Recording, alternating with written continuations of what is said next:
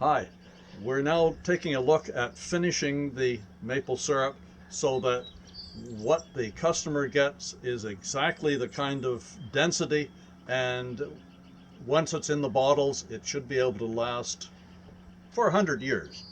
So what comes in from the bush is our pails, and that's the kind of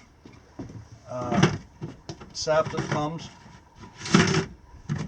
And in this case, I had 3 pails, and they're about 50 pounds of each, and I have a lot to cook down on the barbecue. Now, the reason I use the barbecue is that it surrounds totally the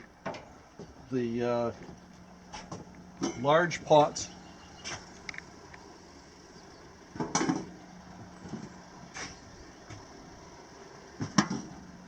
And these pots are about 11 inches tall,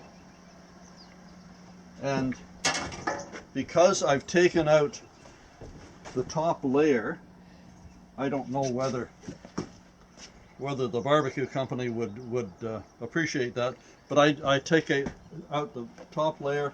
That puts them right down so that we can get the tallest pot possible, the biggest pot. I used to barbecue with a 1 pot, but I discovered that I could put 2 pots in there. Enclosing this means the whole pot is covered by the heat from the barbecue. So in actual fact, it does not cost a lot of money to get to the final accurate stage of the density of the maple syrup that you need. Now, this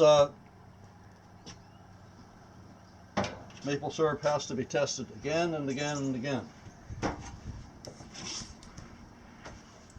and that's what I do. The one with the smallest amount there, I'll just take a little tiny bit, put it there, and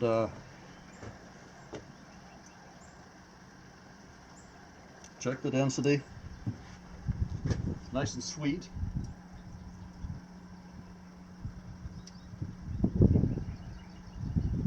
And that's 65 on the scale. I need it just up one more notch.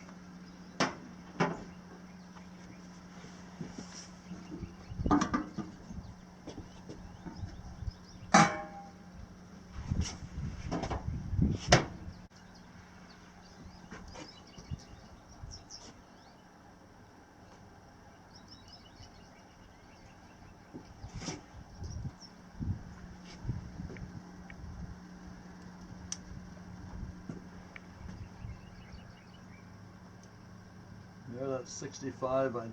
That's just one more notch. I need one more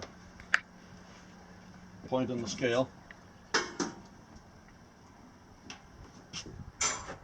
we'll close that down and wait a little bit in order to get that. I can increase the temperature a little bit, but you got to be very careful, because when it gets too hot, it bubbles over and then comes down, and the dogs like it when it's down there, but it's very dangerous. So you got to do everything that is safe. The pots are quite heavy, so you really don't want to carry, in this case, through to the final filter. So what I do is I scoop it out, put some in